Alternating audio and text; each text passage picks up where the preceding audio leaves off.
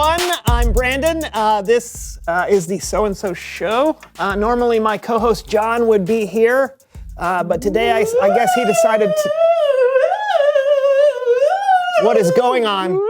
Brandon, would you like some coffee? Whoa! Whoa! How is that coffee mug floating? It's crazy, right? It's definitely crazy. Ooh, Brandon.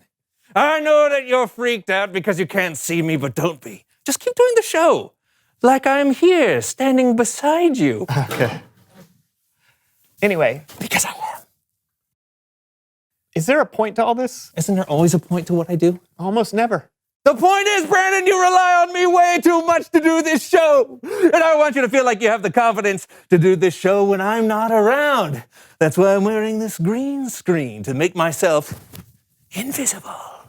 Okay. I think that only works when you're on a green Oh, no, screen. Brandon! Whoa! The coffee mug's floating around. Better get one more sip of Java. Wow! Want any more? Anyway, today we're talking about confidence. Look at the cube floating. This magnificent geometrical shape is solving itself. Whoa. Whoa. It's already solved. Anyway, we're talking about confidence, and we're trying to learn... I'm Super Chicken. Look at me, I'm Super Chicken. We're trying to learn how to see ourselves the way God sees us. See yourself, see me. Oh, how did my head just show up? How did my head just show up? Oh, no, it's blocking you. Yeah. It's floating. Say, I thought I was trying to learn how to do the show by myself. Say no more. Okay. Give me a second. Wish it worked. Yeah, hold on. All right. With my zippers down my shirt. Oh, boy. Shh. Here we go. Okay, go. Thank you. Today on the show, we're talking about No, I'm confidence. sorry. I'm sorry. I can't do it, man. I thought I could just stand here silently doing nothing, but you know what? I can't do that to you, pal. I just can't. Let's play a game. Okay, but what kind of game could we possibly play when I can't even see you? Oh, right. A simple one, mayhaps. For instance, how many fingers am I holding up? How many fingers am I holding up? Ready? 3. You're holding up 3 fingers. How about now? 1, How about now? 4, 6, 0. Okay! This is too easy. Let's play a different game. Let's play Marco Polo! Marco Polo. You know how to play Marco Polo. You will say Marco, and I will say Polo. Then you'll have to locate me just by the sound of my voice. Ooh, ooh, ooh, ooh, ooh. Ready?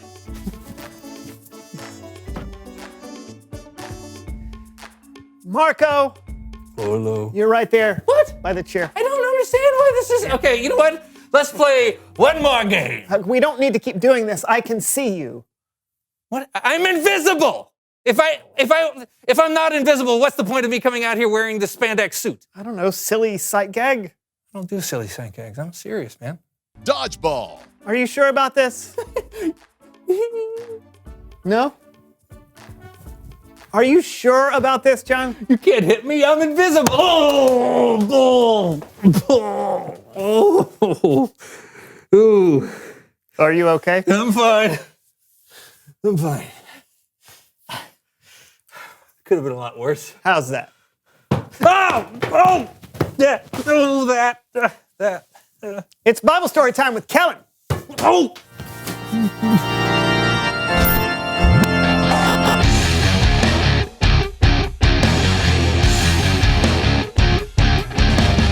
What's up, fellas? Tell him I'm invisible. Sorry, he might be concussed. What are we talking about today, Kellen? Today's story is about 3 guys who went through something terrifying, but... Shadrach, Meshach, and Abednego. What? 3 ordinary men who had the confidence to stand up for what they believed. What is happening right now? We'll hear their story today on Behind the Bible.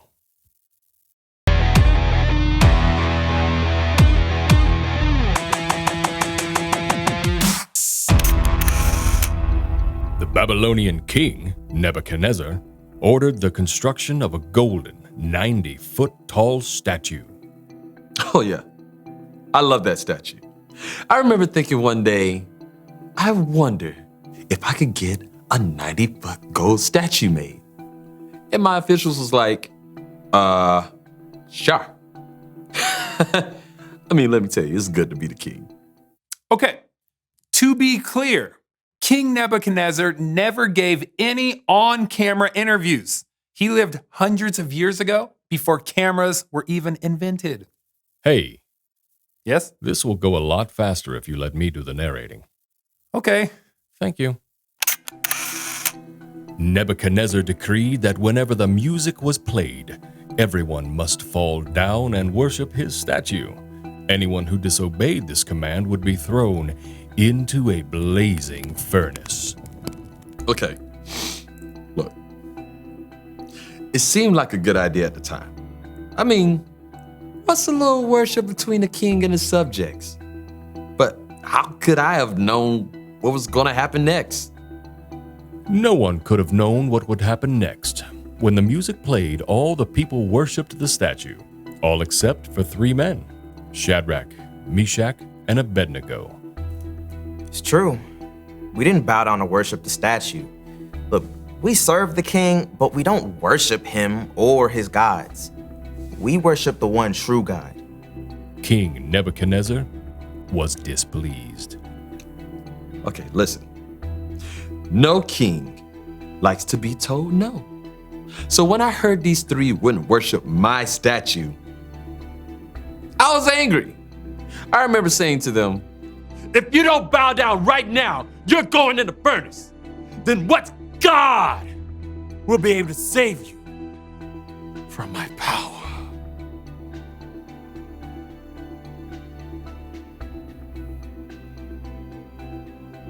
Yeah, I was in a good place. Look, we weren't gonna worship the statue, no matter what. So we said to the king, we might be thrown into the blazing furnace, but the God that we serve is able to bring us out of it alive. We want you to know this, Your Majesty. Even if we knew that our God wouldn't save us, we still wouldn't serve your gods. We wouldn't worship the gold statue that you set up. I was so mad, like so mad. I ordered that the furnace be heated 7 times hotter than normal. And then I had some of my strongest soldiers to tie up Shadrach, Meshach, and Abednego and throw them into the furnace. The fire was so hot, the soldiers who threw Shadrach, Meshach, and Abednego into the furnace were burned up. But that wasn't the end of the story. It sure wasn't. King Nebuchadnezzar looked into the furnace, and instead of seeing the 3 tied up men, he saw 4 men, and they were walking around. Who was the 4th man in the furnace? Was it a ghost, an angel sent from heaven, maybe even Jesus himself? We don't know for sure. But what we do know is that Shadrach, Meshach, and Abednego came out of the fire unharmed. The ropes that were tied around us, they burned up. But the rest of us, our clothes, our hair, our bodies, they were perfectly fine. God was with us the whole time. Clearly, I was wrong about the whole statue thing. I mean, their God was the Most High God. So I gave Shadrach, Meshach, and Abednego very high positions in the city. And get this, I decreed that anyone who said anything bad about them would be cut into tiny little pieces and their homes would be turned into piles of trash. Right? That's good, right? That was a little much, but we appreciate the gesture. Shadrach, Meshach, and Abednego's faith was tested, but in the end, they had confidence that God would be with them, no matter what. This has been Behind the Bible. The end. Excuse me, that's my line. Oh. The end. Can I? Oh, sure. It's all yours. Thanks. What'd you think, fellas? That was great. Yeah, I loved how they said that they knew God would save them, but even if he didn't, they'd still stand for what's right. Yeah. Talk about confidence. I know, but don't miss this. God was with Shadrach, Meshach, and Abednego the whole time. And God is with us too, so we don't have to face the hard stuff alone. That's amazing. Hey, thanks, Kellen. You bet. See you next time. Bye. You see, John, when you're not around, I'm still not alone. God is always with me. Oh, yeah. Cool. Well, in that case.